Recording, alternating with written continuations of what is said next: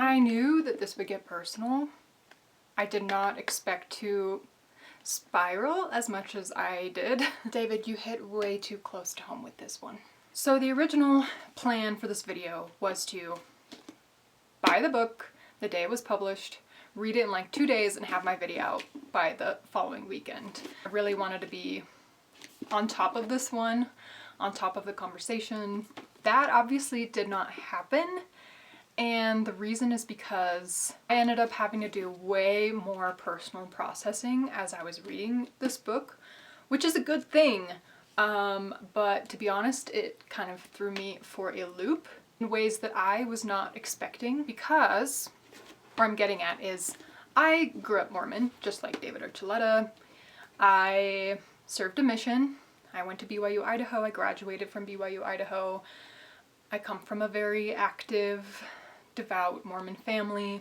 I was all in, completely all in, and I had a faith crisis, faith transition during my Mormon mission in 2019. Came home early, and ultimately I have resigned from the church, but that was all, 5 years-ish ago. I've had a lot of time to think about this, and I do believe actually I am at a much healthier place in my relationship with the church. I went through my angry phase, which is super healthy, super important, and now I'm at the point where I'm like, okay, what parts did I appreciate? What parts do I actually miss and would like to find ways to incorporate it back into my life? I'm in the reconstruction phase, but this book, David's story, goes into other issues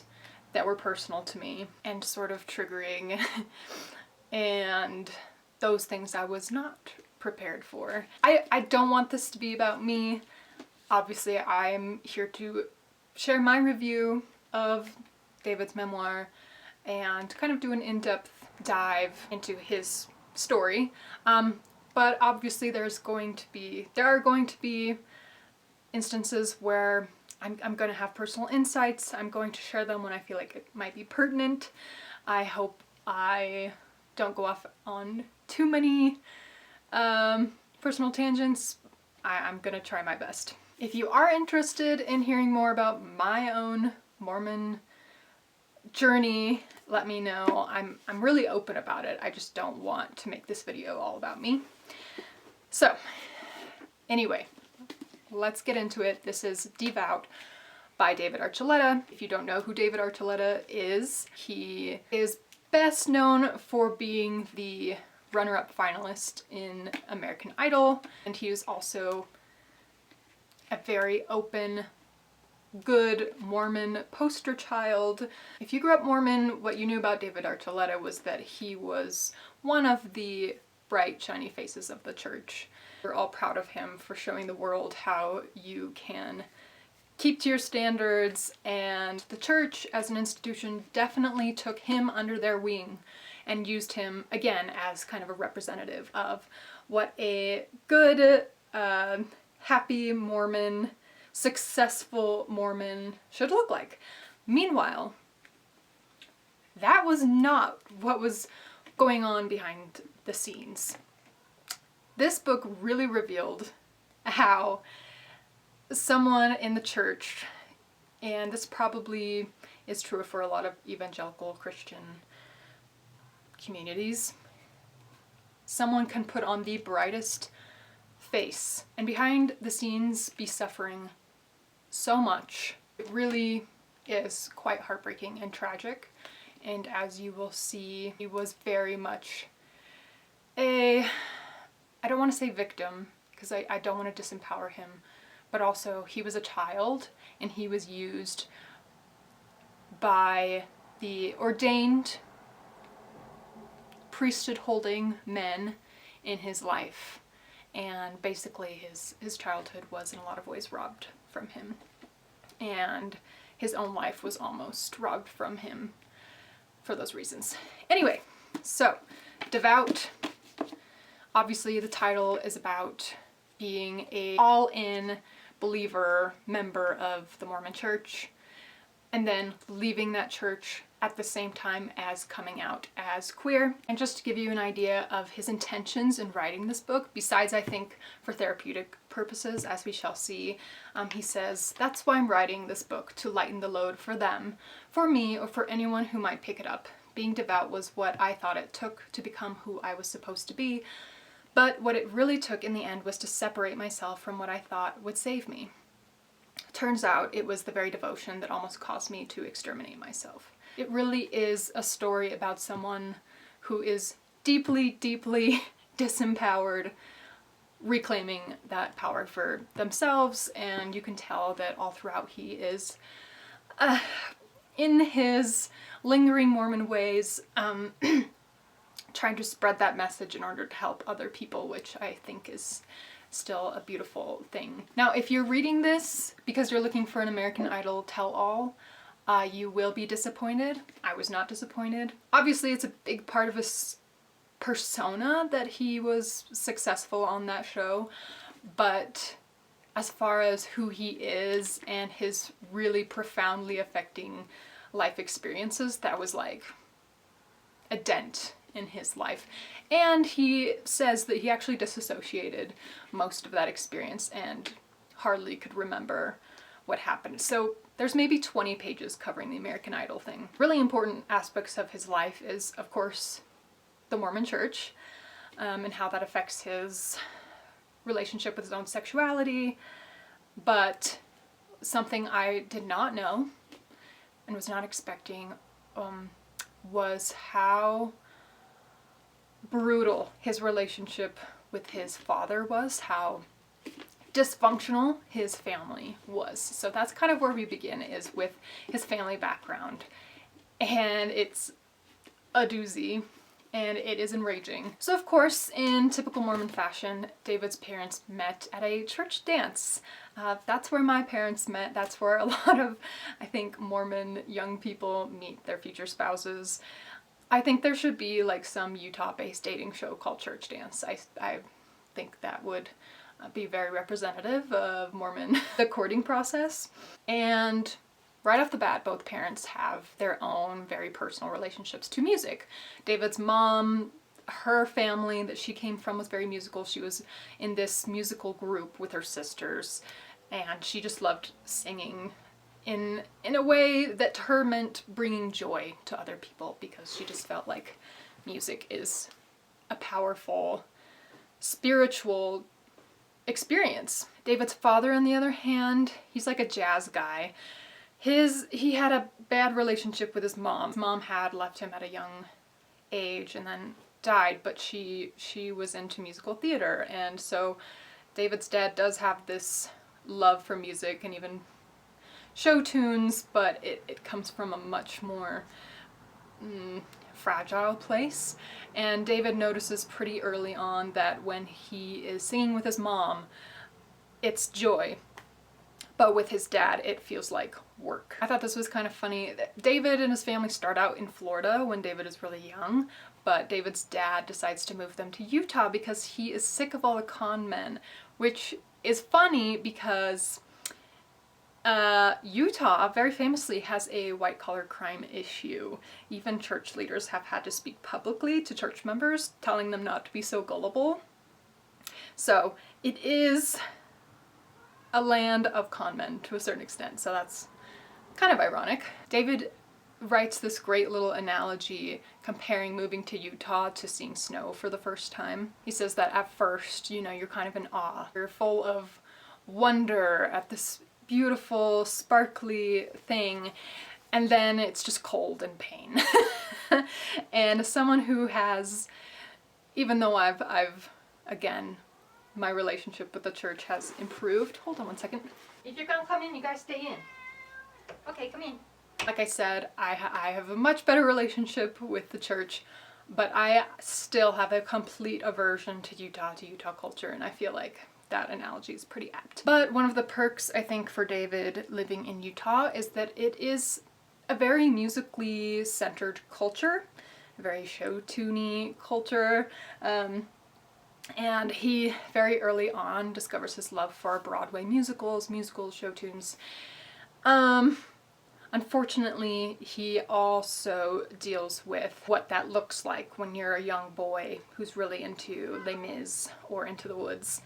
And he gets called the F slur, girly, you know, he immediately senses that he's not like other boys. He also has an experience, he also has an experience when he's really young, and he is dared to kiss one of the neighbor girls, and he likes it, but then he gets in trouble, except his mom never really explains to him why that was wrong, and so David just learns to associate any affection, any physical touch as bad.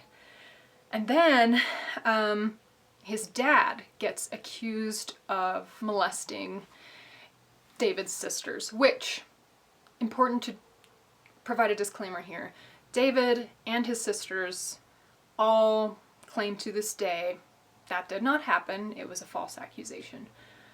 But it cemented in David's mind this idea that men can be predatory, and he included himself in that category as being capable of predation.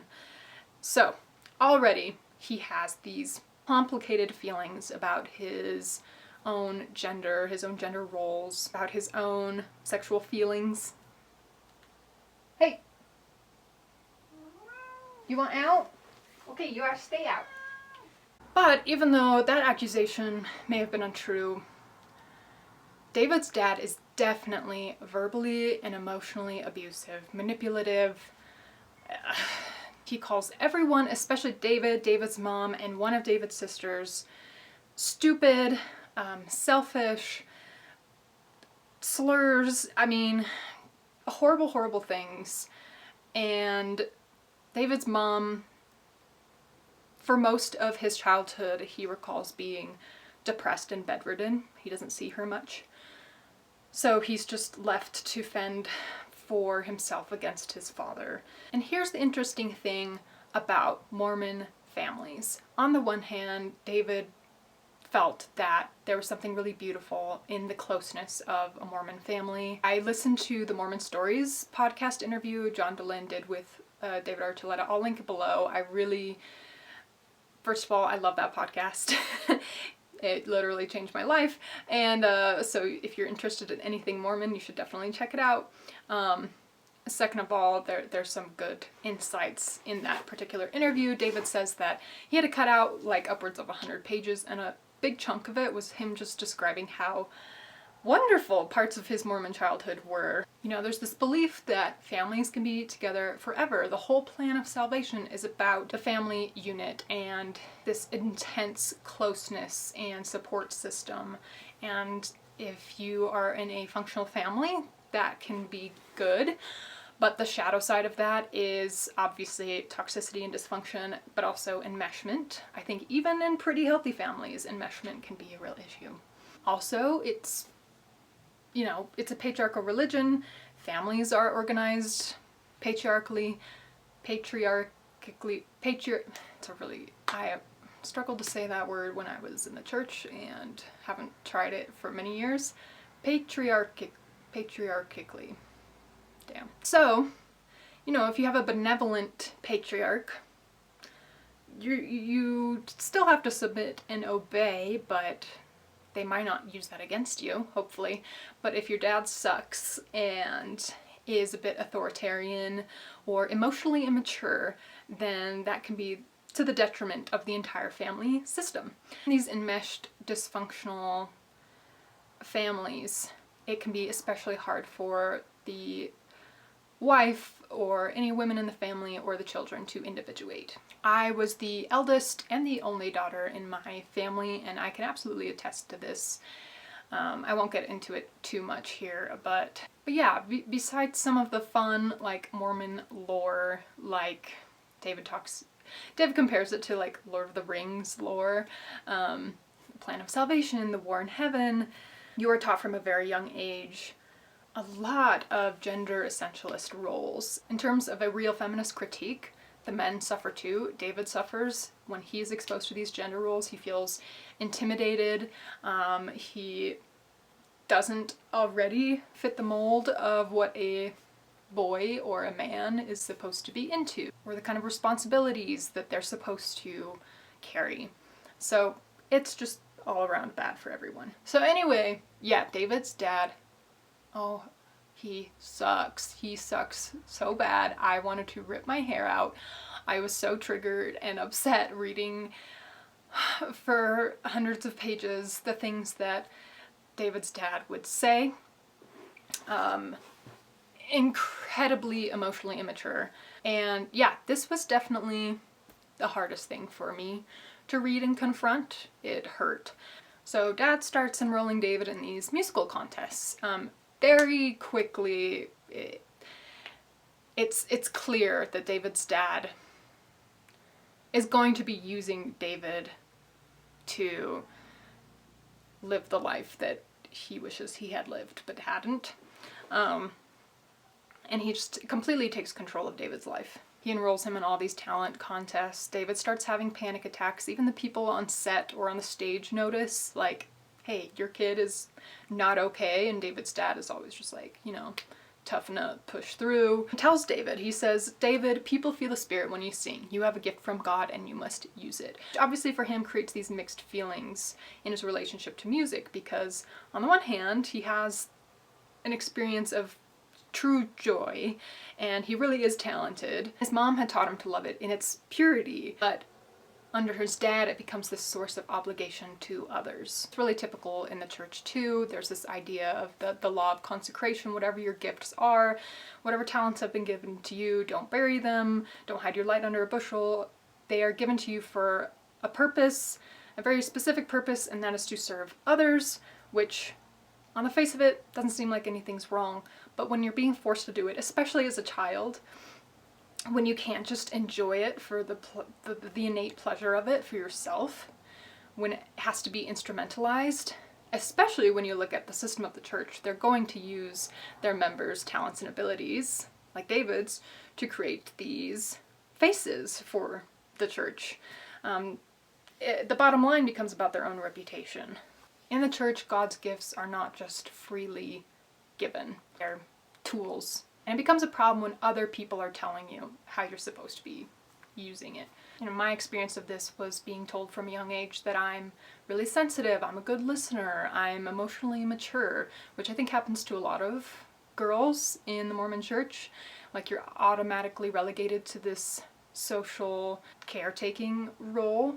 I definitely felt like because I was supposedly had these gifts that I owed them to some of the adults in my life. And then in turn was supposed to use that to make friends and bring people into the church. And as a severely introverted person, these ideas were always butting heads, and it was really hard for me to have a sense of autonomy or to ever feel like I was being listened to. I just say that because I don't know, I feel it's really sad when something that should be a good thing is kind of exploited and used against you. It's just what happens to David is just so icky. David, at this point, is not old enough to be in American Idol, but that's his dad's North Star. Their family gets hooked on American Idol in the early 2000s, and like 4 years before David is even old enough to be on the show, his dad drives him to California, barely tells him what he's doing. He's just like, get in the car, we're going to California. And just starts networking. He goes to where all the American Idol stars are staying, like their hotels, and just shoves David in front of their hotels whenever he sees an American Idol person and is like, sing. So he forces him to sing. That kind of becomes David's life for a long time. Whenever David doesn't get a call back for any of these competitions, he feels so relieved. But yeah, eventually 4 years goes by, and as soon as David is able to audition for American Idol, that's where his dad puts him. Obviously we know he makes it onto the show, and David's dad becomes just an absolute tyrant on stage. Everyone hates working with his dad. He is just so difficult and impossible, but always thinks it's other people that are out to get him.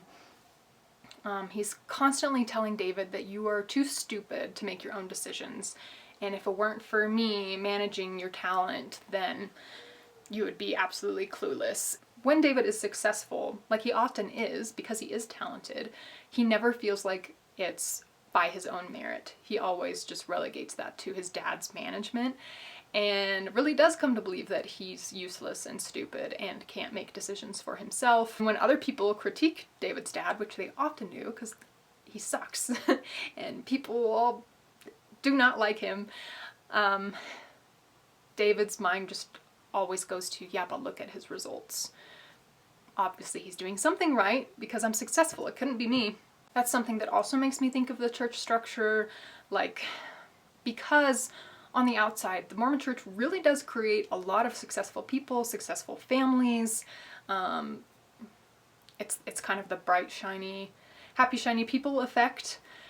It's so easy to say, yeah, but look, like, these kids grow up, they don't drink, they don't smoke, they have pretty stable family lives, you know, they have big families, they are pretty ambitious, have a great work ethic, nice people, you know, they have strong values.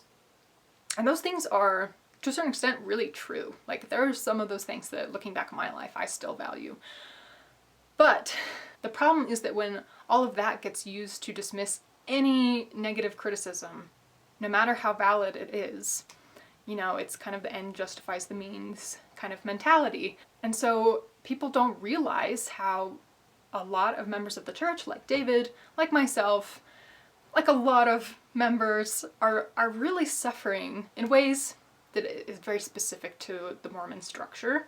I remember when I was on my mission and I was struggling, and my saint of a mother sent me a book, which I was not supposed to read. You're not supposed to read anything beyond like scripture or official church literature. But it was written by, I believe, a Mormon journalist. I'll put the book on the screen. It's called Silent Souls Weeping.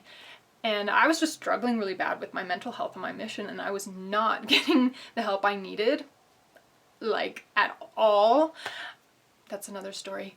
And I was reading this book and reading statistics about, like, the one that really stands out in my mind is how in Utah there is an uptick of women going to the emergency room or to the doctor after church meetings with a mental health crisis. That's a crazy connection. It blew my mind, and it kind of broke through to me, like, you're not alone. This is a systemic issue.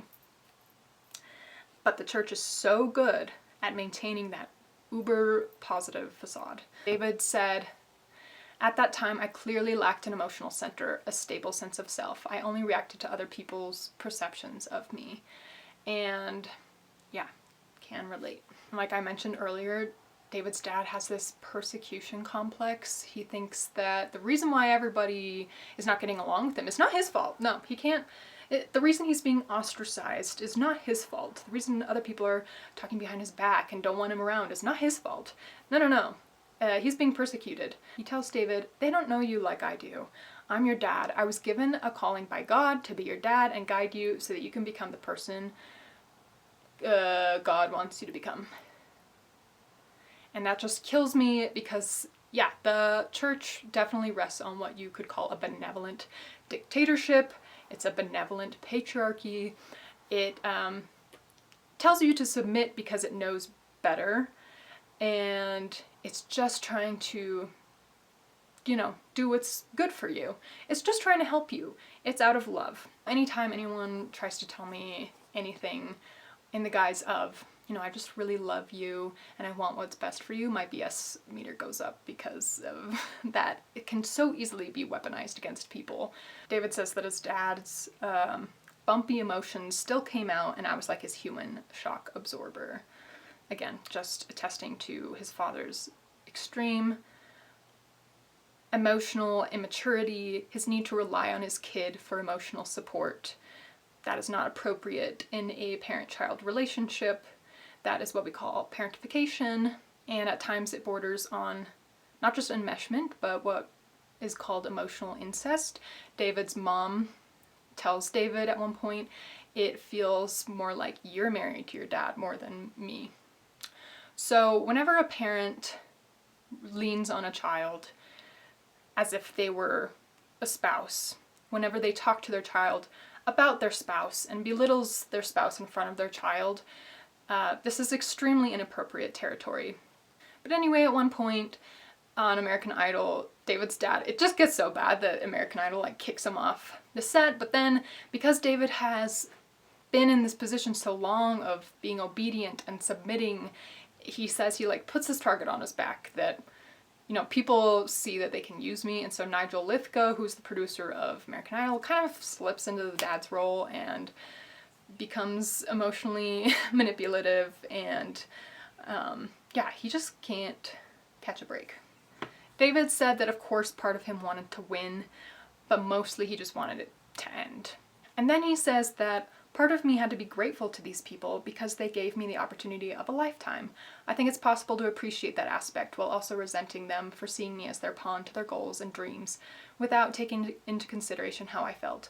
What will we learn from it though? Will we keep submitting to them and complaining about it, or will we learn to break free from all that, grow and become stronger from it, and become our own autonomous beings to mold our own paths? And I think I wanted to highlight that statement because it's kind of like, this is what the book is about. Him being totally disempowered too, as we will see later, taking back his life. And there's another thing I want to touch on there, again, as far as church stuff goes. I was extremely allergic to the notion of gratitude when I was in the church, even when I was completely believing. I can recognize that practicing gratitude genuinely has some proven psychological benefits, but I also know how that notion can be weaponized against you. You know, when you try to speak up and say that something's wrong, or you feel like you're not being treated well, or if you're even just trying to express your needs, sometimes people will just say, you're being ungrateful, you just need to be grateful. And I definitely was on the receiving end of that message, and it kind of strips you of your voice and tells you, it shuts down your ability to speak about your needs. Again, it's one of these good things that can so easily be weaponized against you. I think it's really cool that David is at this point able to acknowledge, like, there's a lot I can even be grateful to my dad for and to the church for, even though we have a very limited relationship at this point in his life. And it's a both and thing. And they were harmful to me in really profound ways. And on the part of the person who has the power in this relationship, expecting someone underneath you to just be eternally grateful can lead to the situation where someone who is powerless, who is not in control of the situation, is made to feel like they owe the adult or the institution for the rest of their lives. For example, at one point later on, when David is really successful, he's basically the breadwinner of the family, and his dad keeps asking for more and more money beyond what is reasonable. His dad is clearly mismanaging it, but he tells David, like, you owe me this money because I paid for your voice lessons and I got you to where you're at. It's like, yes, technically you got me to where I'm at, but now I'm an adult, and you know, there's just so much wrong with that expectation on his dad's part. Okay, and then there's this crazy moment when things really start to crash down in their family, when David's mom is caught emailing an ex. And of course, David's dad flips out, he berates her, he trash talks her in front of the kids, and forces her to apologize to all of them. And within like the same month, David finds out that his dad is texting one of David's own fans, and they're flirting with each other using the lyrics of David's own songs. And obviously, good for David, he's pissed. He confronts his dad about it, and in very man-child fashion, the dad becomes upset and seeks comfort from David. He kind of breaks down, and then it's David's responsibility to kind of comfort him and say, hey, we'll figure this out. You just need to come clean. The next day, though, David's dad acts like that conversation never happened and that David's blowing it out of proportion, and he is not going to do what he had required the mom to do and confess to his family, which is part of a repentance process. So David does it himself. He calls his sisters and tells them. And I think this is the moment when his respect really starts breaking down from his father. And then when David doesn't win American Idol, I mean, he's runner-up, he's kind of, again, relieved. Like, okay, that's over with. He does not know that being second gets him a record deal. So he's offered this record deal, and is he excited? No. No. He's like out of the fire into the frying pan. But like he's always done, he goes along with it because that's what his dad wants for him. He gets his first management team, and one of his producers recalls once the dad saying, like verbatim, I've wanted this all my life. This is a chance for me to live my dream. How can you be aware that that's what you're doing, that you're living vicariously through your son and controlling him for your own benefit? Like, it's one thing to be unconscious about it, but wow. David puts out his first single, Crush, and then he works on a bunch of Christmas albums, which I did not remember this until I was reading the book, but I totally saw him on his Christmas tour at BYU, Idaho. So that's cool. But then David's dad gets caught at a happy ending spa in Utah, and obviously a big no-no. He's in trouble with the law, but most importantly, he's in trouble with the church. And what they do is they excommunicate him. Now, on this issue, obviously I'm no fan of David's father, but excommunication is a really tricky dealio in the church, because what you find often is that the church is really fast to excommunicate people who are public facing, who might influence or affect the reputation of the church. Meanwhile, they will sweep under the rug really egregious actual crimes, specifically a big one, child molestation. It's a big problem for the church. You might have heard about it recently. Bo Euler went on to Soft White Underbelly and talked about it, and his story was not unique. Basically, the church makes an effort to keep those problems under wraps, to the detriment of the families in a church who need to know who the child predators are in their midst. The victims are not prioritized. Again, the bottom line for the church is its own reputation. At the moment, the big scandal just in the last week is the case of Wade Christofferson, who was the brother of an apostle of the church, one of the big 12 apostles, who got away with child predation for decades, and it's just a mess. Anyway, so it's really always kind of frustrating when people who should be excommunicated, if anyone should be excommunicated, are not. When other people with more minor offenses are. Excommunicated means you're being cut off from eternal salvation, from your eternal family. All your spiritual blessings, poof, gone. It's a big deal. And the church will excommunicate people who are speaking out about real issues like child predation. They'll excommunicate people who are just speaking out about that and not the people who are committing the crime. They'll excommunicate people like John DeLynn, like Natasha Helfiger Parker, who are professional psychologists, therapists. They've done the research on what high demand religions do to queer people, to people's sexual identities, and then they get booted out for that, for speaking publicly about that. So it's a frustrating issue. David goes on this tour with Demi Lovato. Finally, his dad's out of the picture, and I think because it's the first time he's really alone, he almost has this void to fill, like, who's my authority now? And this is the moment when he becomes super devout. He kind of fills this role in his life. He replaces his father with God. Maybe more healthy, unless your idea of God is dictated by the very organization that permitted your own father to manipulate and abuse you. You know,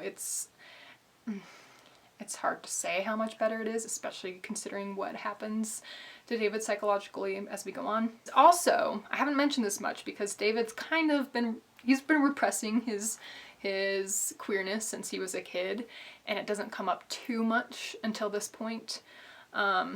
He does acknowledge to himself somewhat that he's attracted to men, and he's hoping that he can basically pray the gay away. He gets really into reading scriptures and praying constantly, and at one point he fasts for a week. Now, fasting is something Mormons will do if they want to achieve some kind of spiritual purification, if they feel like they want to be more open to receiving revelation from God. He does that for a week. He doesn't eat for a week. He even at some point gets a Mormon therapist, which the Mormon church, if you're having a mental health problem and you go to the Mormon church, they're not going to send you to just any regular psychologist most of the time, unless there's a fluke and you get lucky. They're going to send you to a church-approved Mormon therapist who is not going to say, if you're gay, encourage you to act on being gay, for instance. You think, though, that David got lucky in this instance because his therapist seems to recognize that David is dealing with something called scrupulosity, which is basically religious OCD. It means that you are taking things like obedience, reading your scriptures, praying, confessing is a big one. People who struggle with religious OCD will confess a lot and just be constantly in their head monitoring their own thoughts and trying to purge themselves, purify themselves. Anyway, when it gets extreme, obviously it becomes very unhealthy. Your thinking is extremely rigid and black and white. But when David's Mormon therapist points out, like, hey, this behavior is kind of unhealthy, David's like, literally, what's the problem? I'm doing exactly what the church is telling me to do. What's wrong with being excessively righteous and obedient? John Dolan in his podcast talks sometimes about the difference between validity Mormons and utility Mormons, which I'm sure are categories that apply to other religious denominations as well. But the idea is that there are some people who might keep going to church and remain faithful out of a certain utility. It works for them in their lives. They like the community. They like the sense of structure. But they don't get bogged down in the details. They don't get lost in the weeds. They're kind of able to ignore certain issues in the church. And that kind of protects them from being too extreme, I think, you know? Whereas for validity Mormons, it's more about, no, I'm here because it's true. I might be suffering, I might be absolutely miserable, I might be having to deny myself of my basic human needs, or what have you.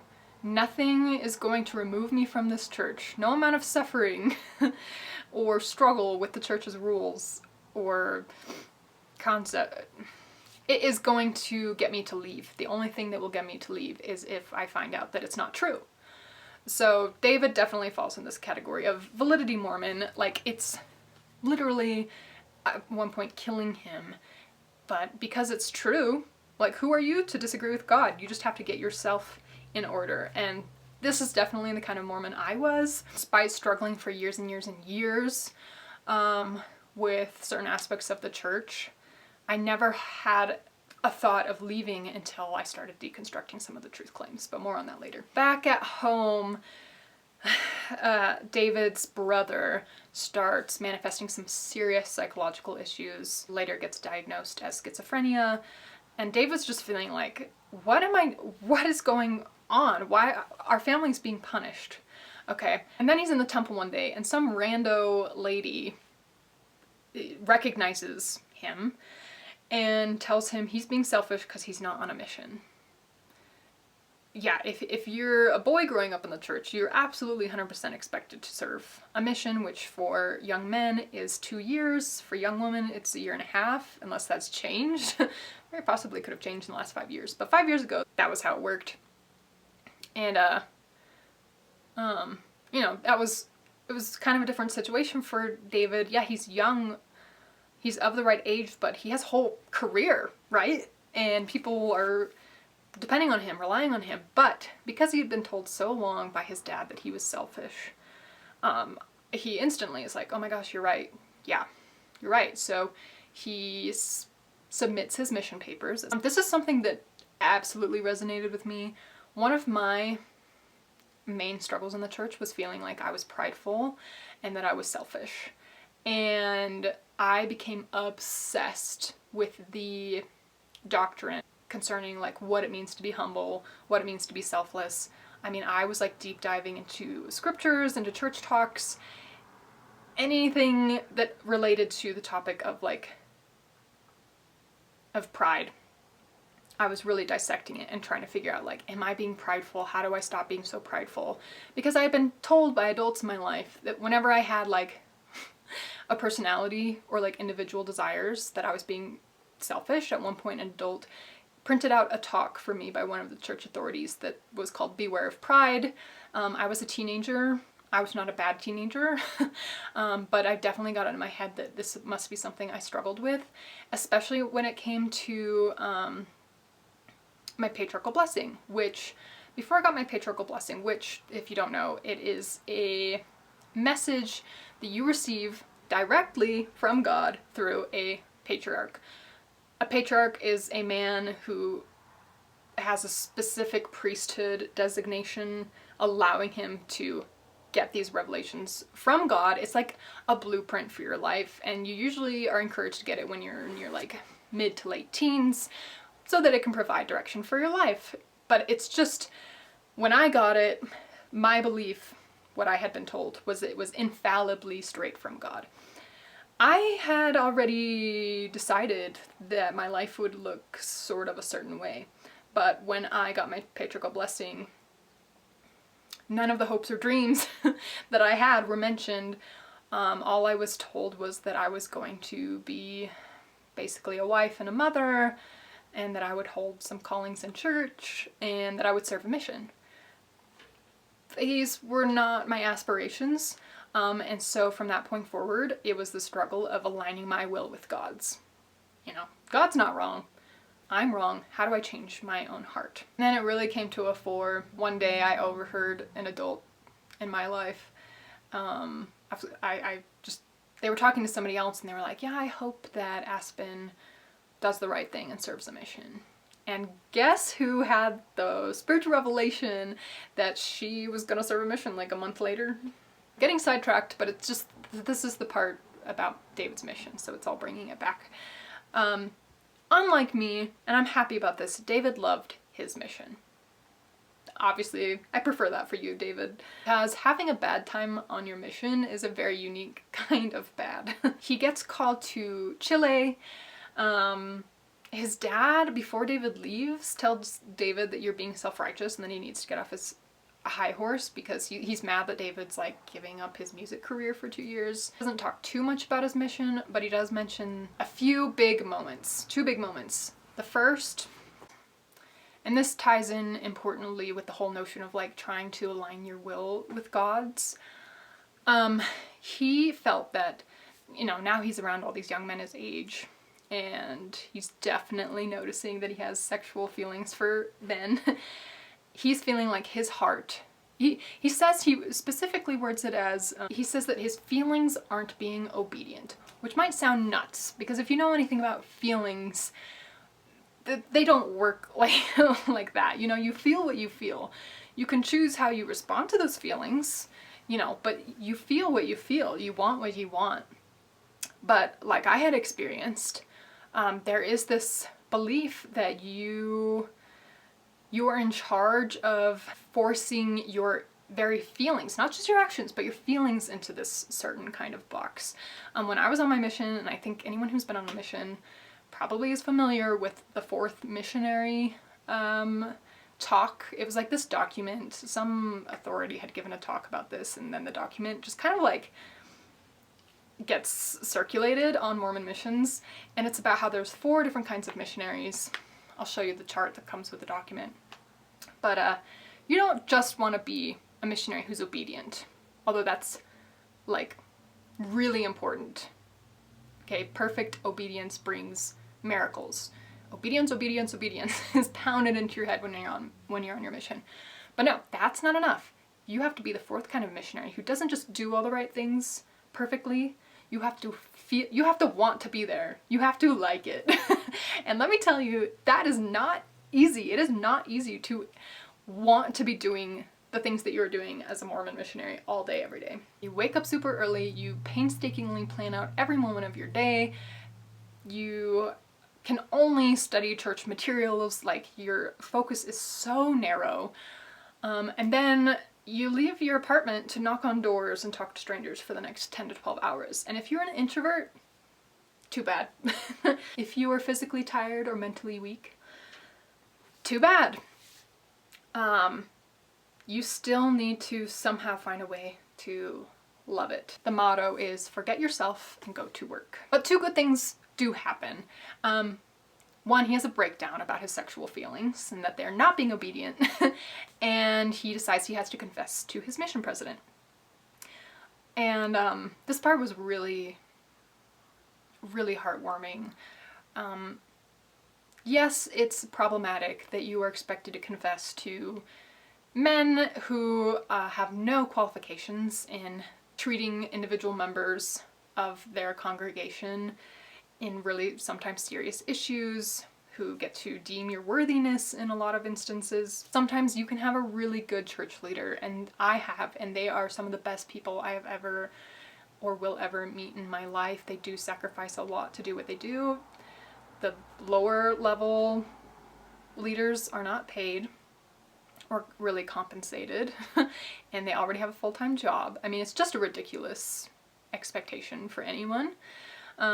But fortunately, David, when he confesses to his mission leader just looks at him and says, "You're a good missionary, you're doing good work, I love you, God loves you, just keep doing what you're doing. Basically, don't worry about it." And I've confessed to some bishops and church leaders in my lifetime. One time was right before I went on my mission, like right before I suddenly was feeling guilty about things. I felt I had to confess, and I was just like, they're not gonna let me go on my mission, like I'm not worthy. And I got into that I got into that meeting, and I told the leader what I was struggling with, and he just kind of closed his eyes and he's like, "Please don't worry, like you're great, put this behind you, just focus on where you're going, it's gonna be okay." And I've had another church leader, when I was struggling with mental health issues, literally break down and cry and just tell me, like, "You are so loved, you are so important, you are divine," like, just like, I felt true love in these instances, and that's one of the things that I can hold on to and appreciate about the church, that it does create really wonderful people. Anyway, so that was the first time David talked to his mission president. The second time was near the end of David's mission. He got the opportunity, on some missions you get to go to the temple a lot, on some missions you just have this one special temple trip at the end. But David had received an email from his dad, and on Mormon missions, at least at that point, it was you could only communicate by email except on certain holidays, and you could only look at them and respond once a week, okay? Anyway, so he got this letter, this email from his dad, 10 pages, just the same old abuse and vitriol and berating David, basically telling him he's not worthy. So then David felt he wasn't worthy enough to go to the temple. He didn't really want to tell anyone. He just kind of told his mission president, like, you know, "I'm not going on that temple trip." And obviously the mission president's like, "What's going on?" So he calls David into his office, and David, once he gets there, he says he kind of hears this voice in his head say, "Show him the letter." So he does. He shows the mission president the email. The mission president reads it, and he's like, "Wow, your father has been abusing you. Like, you're in an abusive relationship." And David at first is like, "No way, like he's only ever done what's best for me, he loves me, he's the reason I'm so successful, blah, blah, blah, blah." And his father's like, "No." No. Which I was like, thank you. Because yeah, no. Not only does he tell David, "Your father is abusive," he says, "You need to cut him off." And David's like, "You don't cut off family in this church, you don't cut off family." And the mission president's just like, "He doesn't treat you like family." And so that's the end of David's mission. he's like reeling. All of the moments, interactions with his dad up to that point are like flashing through his mind, and he's seeing it through this entirely new light. He goes home, he tells his mom and his sisters, like, guess what, guys? Dad's been abusing me and all of us all these years. And his mom is like, finally, you know, I've been trying to tell you guys all these years, but maybe she has she definitely has her own side of the story. But according to David's account, like, the mom never steps in and tries to defend the kids really from the dad. If anything, she's like, hey, he's the patriarch, like, he receives revelation for our family, he's in charge, so we just have to submit to him. So I'm not really sure what she's talking about when she says, like, I've been trying to tell you guys, because I never saw her intervening in any necessary or helpful ways. So that's just my opinion, but I know she went through a lot and she's a good person. So I know that's complicated. He also tells them that he's gay. But at this point he's like, yeah, I struggle with same-sex attraction and I'm gonna overcome it, you know, and his family's very supportive. It's kind of like, oh no, you're struggling with this thing, like, we're gonna help you overcome it. So they're supportive in that way. He has like 1 or 2 difficult conversations with his dad and ultimately tells his dad, like, I'm cutting you off. If we're ever gonna have a relationship in the future, you have to change first, but I have to set this hard boundary and we're not talking anymore. And based on his father's response, he realizes that all his life, even though his dad had painted his mom as the difficult and irrational parent, really he realizes how much his dad was the irrational, moody, difficult, overly emotional parent. He becomes curious about, like, why is my dad this way?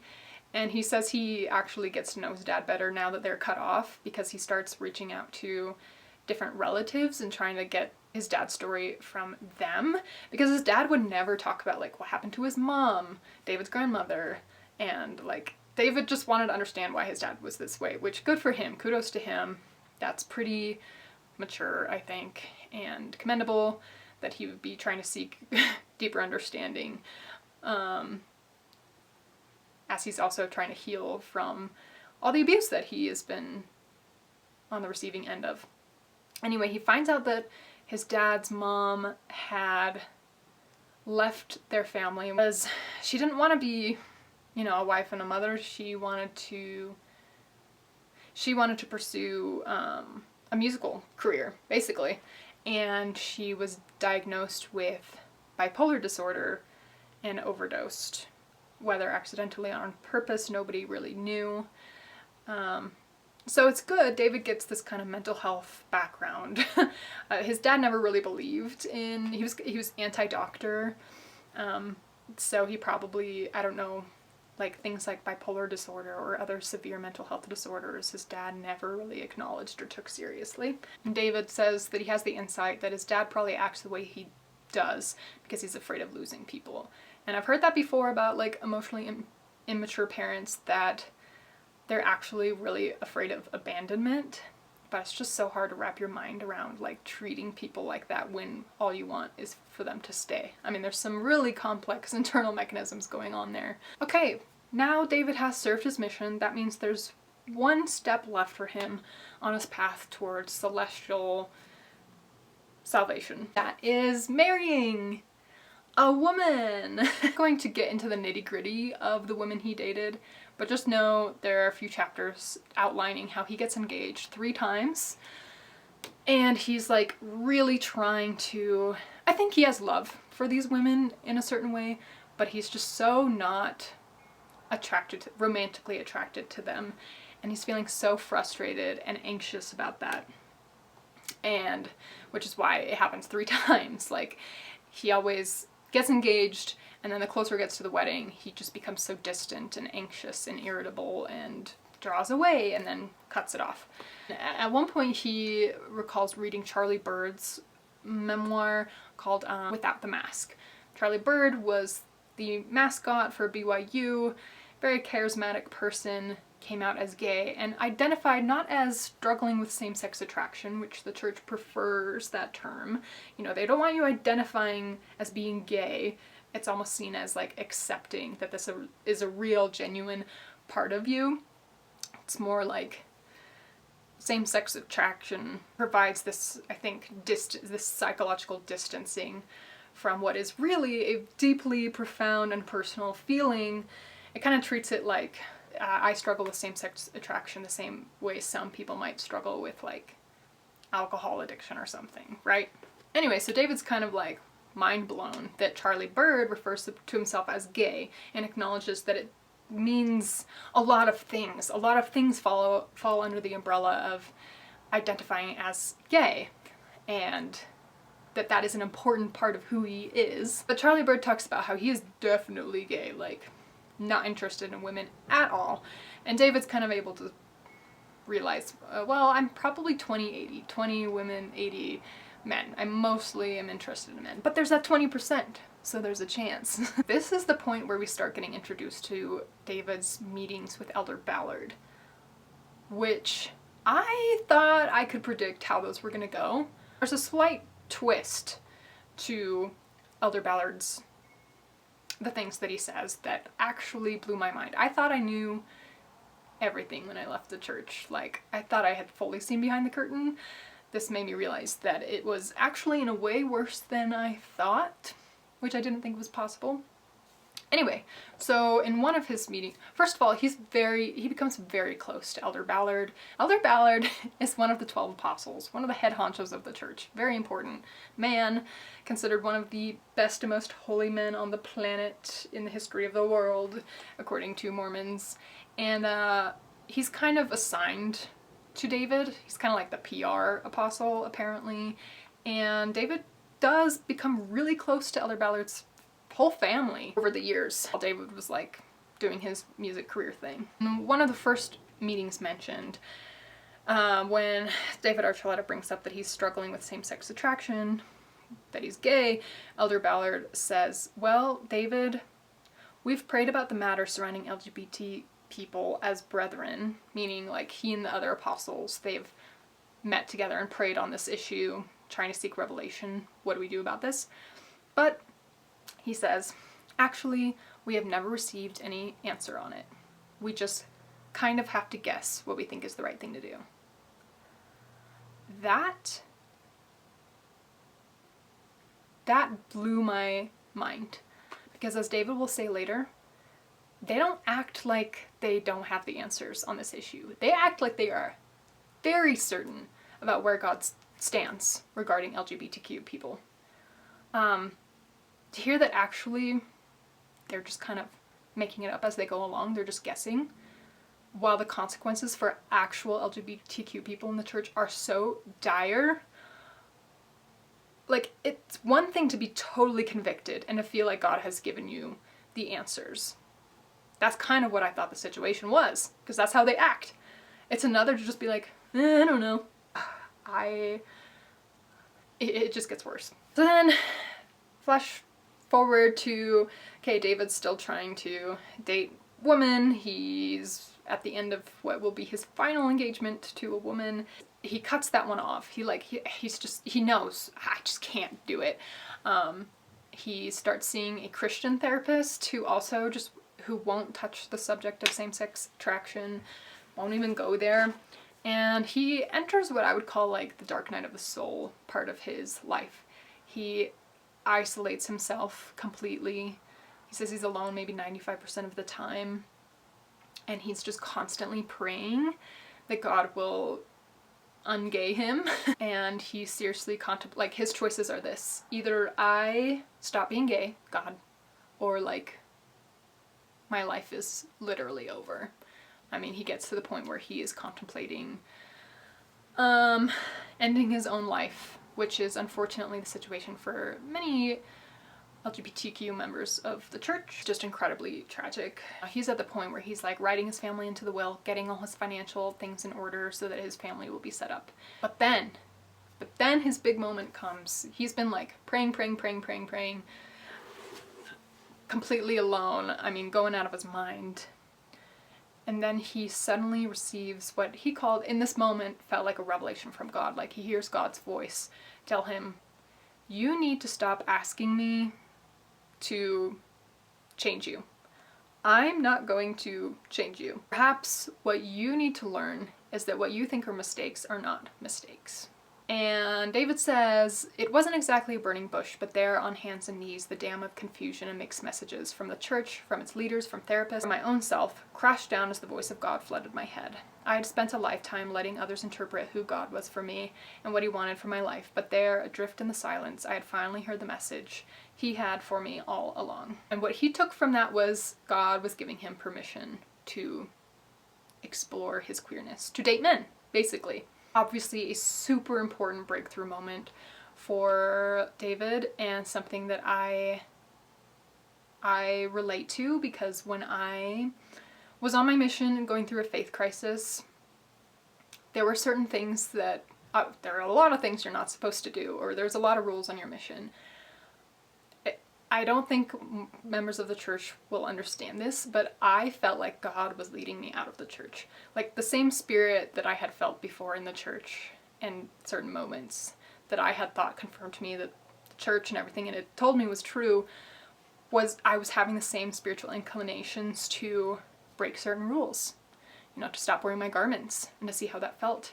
To toe the line, to not be so serious about mission life, and I just remember moments of deciding, oh, I don't believe this, I don't believe that, and having that spiritually confirmed to me, again in the same ways that similar to other spiritual experiences I had when I was in the church. I very much relate, not to such an extreme like salvation, because I don't know what would have happened to me if I hadn't felt God tell me like, girl, you gotta let up. It's not that serious, and I'll see you've been lied to for a long time.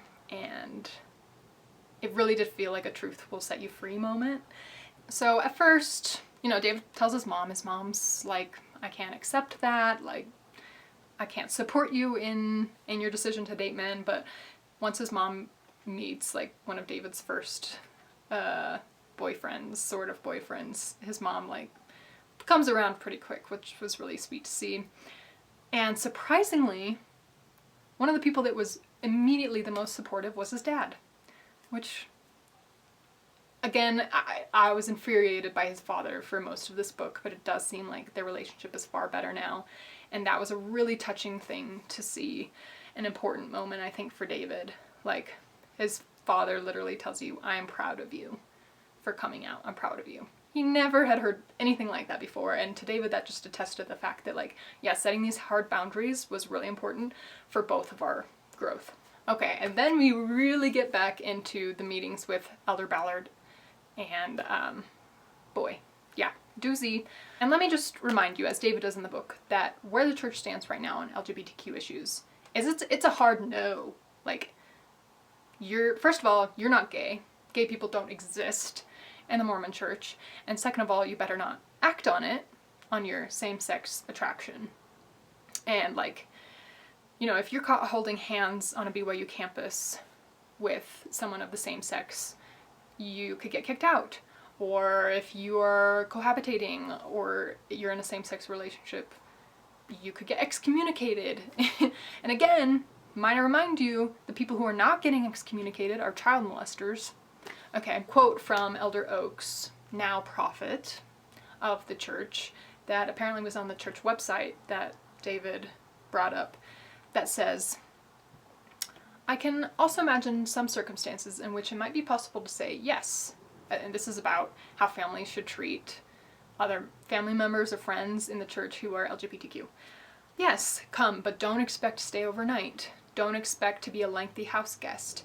Don't expect us to take you out and introduce you to our friends or deal with you in a public situation that would imply our approval of your partnership. President Oaks also, when he was the president of BYU years and years ago, he signed off on electroshock therapy for gay, queer students on campus. So he, in particular, has a terrible track record, and now he's the prophet. David brings up something called the November 15 policy. It was a policy that was announced in November of 2015, saying that if you are a child of same-sex parents, you can't get baptized until you're 18 and until you announce your parents as apostates. This pissed off a lot of people. It's taught that the prophets, that the leaders of the church speak, that God is speaking through them, and that what they say is infallible. God doesn't make mistakes. Okay, so when they created this policy and then they rescinded it, that was very strange. For a lot of people, it was kind of a waking up moment. It's like, wait, they can make mistakes. Maybe they don't always speak for God. And David brings this up in one of his meetings, and Elder Ballard admits, like, yeah, we made a mistake. Which, to a very believing Mormon, like, if I had heard that when I was still a member, I'd be like, what? You can't make mistakes. Like, everything rests on the fact that you guys don't make mistakes. You've never made mistakes since Joseph Smith. Okay? All the doctrine, all of the whole system relies on that fact, that we can depend on you to be speaking for God. But yeah, there you have it. An apostle of the church admitting that they had made a mistake. For a validity Mormon, this is just, yeah, hard to swallow. But David gets what he calls a hall pass, because Elder Ballard tells him, okay, fine, David, you can date men, just don't have sex with them. Okay? Meanwhile, like I said, other same-sex couples can't hold hands. They can't exist in the church. But because of who David is, he feels like they're kind of giving him a pass, which obviously doesn't sit right with him, because he's a good person and he cares about other people. And then David brings up this point with Elder Ballard, like, the church really pushes hard this idea that marriage is this beautiful thing, essential to enter the celestial kingdom. Like, so much happiness rests on marriage in the church. And it's just touted as this very beautiful, joyful thing.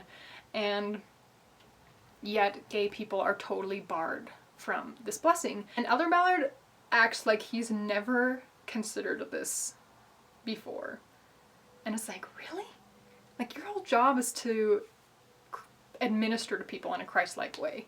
You're basically a public servant. How have you not? Okay. And Elder Ballard says, well, David, to be honest, I don't know much about any of this. We don't really have answers on what to do with LGBT people. He says, again, he reiterates, we don't have the answers. We've prayed about it, we never got any answers, and all we have is the proclamation on the family to the world, which is a document that came out in the 1990s that people think and treat like it was revelation, when really it was just a kind of a legal formality, because the church wanted to define and solidify its stance on gay marriage during a specific Supreme Court case in Hawaii in the 1990s. So we have that, very recent, not revelation, and then we have the law of chastity, which is don't have sex before marriage. He says that's all we have. And he says, and we tried our best to figure out how to fill in the blanks and make what we think are the right decisions with what we have. And there's something that, I can't remember who originally said it, but it was one of the prophets or apostles at one point said, inspiration or revelation depends on good information. And I'm sitting here thinking, so you guys have not sought out the best information on this, and you're claiming publicly to have received revelation and to know what God thinks on this issue, while privately you're like, I don't know what we're doing and we're not going to really investigate this. I mean, they do not take the psychological literature seriously. Again, they excommunicate people who try to inform the leaders of the church how detrimental its policies are. These men are very successful men. Some of them are doctors, okay? Like, they're not dumb. They just don't care to really do the research. It's one thing to be ignorant. It's another thing to act like you're not ignorant and tell people what to do from a place of extreme authority, acting like you do know all the answers. David says, they've asked, but they never received an answer, yet they acted like they had. But they were going to tell everyone the message was from God, so they could just follow along, so that everyone else would just follow along without questioning them. And for David, this was like a Wizard of Oz, look behind the curtain moment. This was a big one for me when I left, like seeing certain things that past prophets have said that were just contradictory or inconsistent. And I mean the last 200 years, starting with Joseph Smith, right? Once you find one inconsistency, a huge pillar of your belief in the church, which is that the Mormons, the leaders of the church are speaking from God, and so I can take seriously everything else they say, that goes out the window. Suddenly you can question everything. And that's what happened for David. And that's when his faith starts to unravel. Actually, John DeLynn talks about this a lot on Mormon Stories too. There have been polls that show that people who leave the Mormon church, it's not so much specific truth claims that really bother them, although of course they bother you. The issue for most people, and for me, was that you lied to me. You feel betrayed. You feel like you can't trust these people, and that is what breaks your shelf. David points out to Elder Ballard that there are a lot of things that they say, like the reason there can't be same-sex marriage is like because God's commandment to multiply and replenish the earth, but you can be a single Mormon in the church. You can be married and not able to have kids. You know, heterosexual couples can adopt in the church.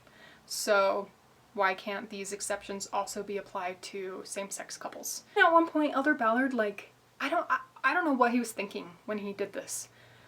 He shares the story about how he met his wife, and it was like love at first sight, and it was the most important, beautiful, joyful aspect of his life. And I'm like, are you trying to tell him that? Are you trying to convince him to be less gay? Like, what's the point of telling him how awesome it is to be married to a woman? And David just was like, yeah, so for you, the best feeling, the greatest feeling of your life is, for me, what I'm told is evil. That feeling of loving someone or wanting to be with someone, to spend a life with a certain someone, for me is taught that that's an evil feeling that I can't trust. My video cut out right here, but Elder Ballard then says to David, you are the first gay person I've ever spoken to in depth before. Insane. Christ administered to the one. He reached out to people as individuals, especially the vulnerable. The leaders of the Mormon church are really heralded as like these really saintly, self-sacrificing, selfless people. I'm sure queer people have reached out to church headquarters hundreds of times. He's in his 90s, he's never talked in depth to a gay person before. That's absolutely disgraceful. And again, considering that people are losing their lives over this, David calls him out. He says, Elder Ballard, pardon me, but you supposedly speak on behalf of everyone, yet you've never spoken to a gay person in depth before. And then Elder Ballard is like, he's like, wow, you're gay, but you seem to have the spirit with you. Like, you still seem to be a good person. He's kind of like perplexed.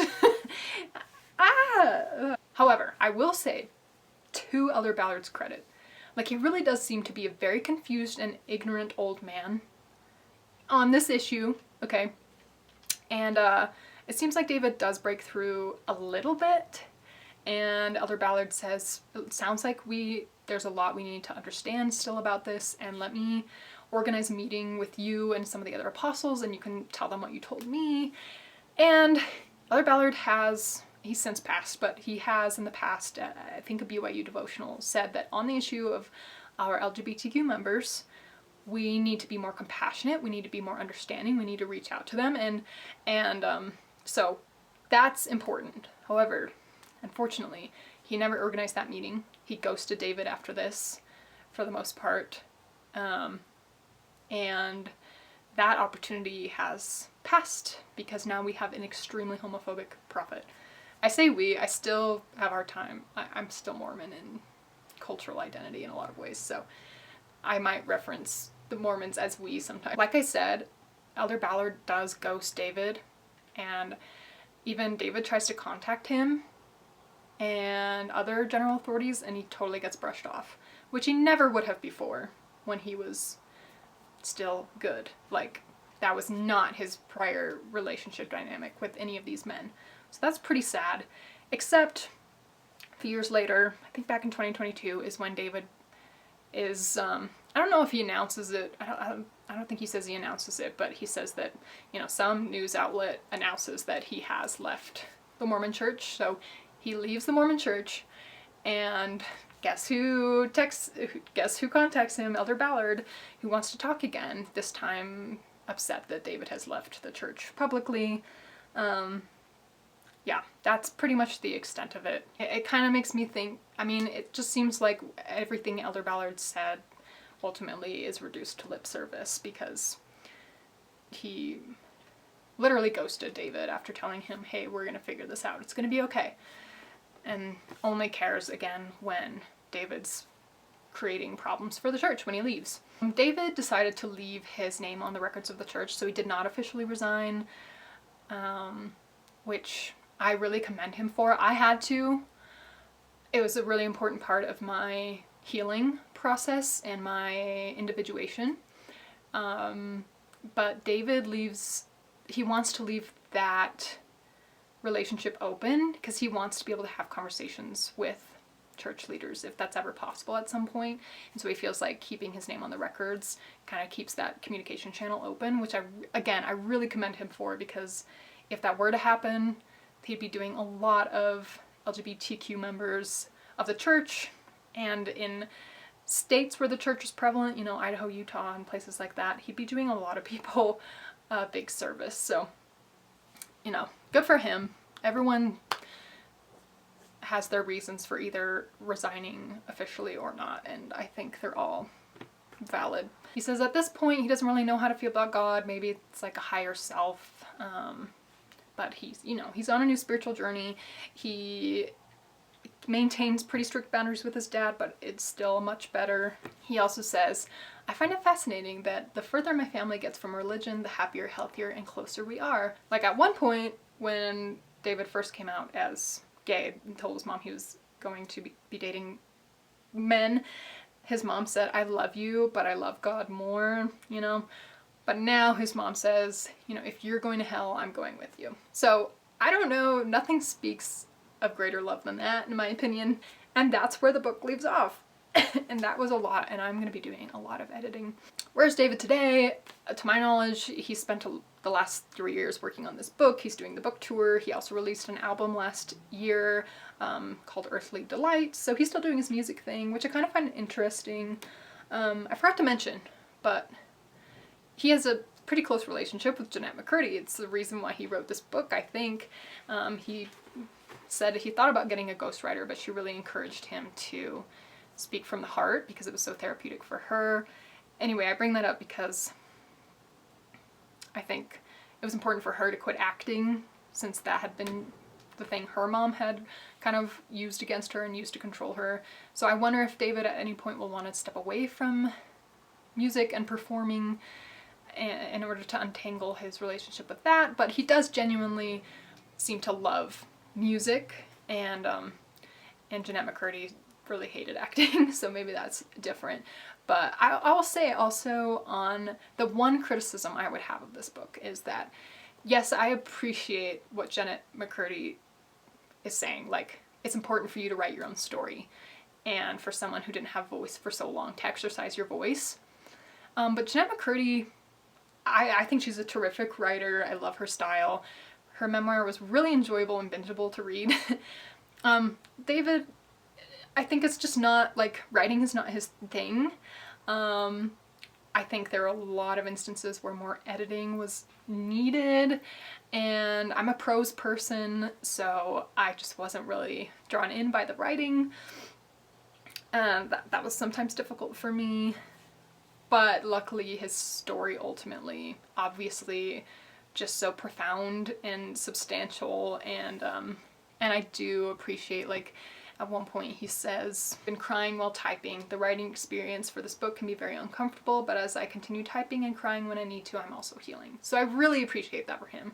But it's also just my truth that I wasn't really grabbed by the writing too much. So, you know, maybe my job is to review this book honestly, and if that's something that is important to you, just know that going in. Ultimately, this book did exactly what David set out for it to do. He said that, you know, like I said in the beginning, I think the point is to help people to confront these issues in themselves, and that it definitely instigated another round of soul searching for me. So good job, David, on that front. Wasn't really prepared, but that's probably my fault. And that's why this video is so late. And so I appreciate you watching it, even though this book's been out for a while. I think I probably got pretty rambly at parts. Again, it was hard for me to keep my thoughts and feelings collected on something that's so personal. I could go off on tangents for days on this subject. And again, if you want me to, I will, let me know.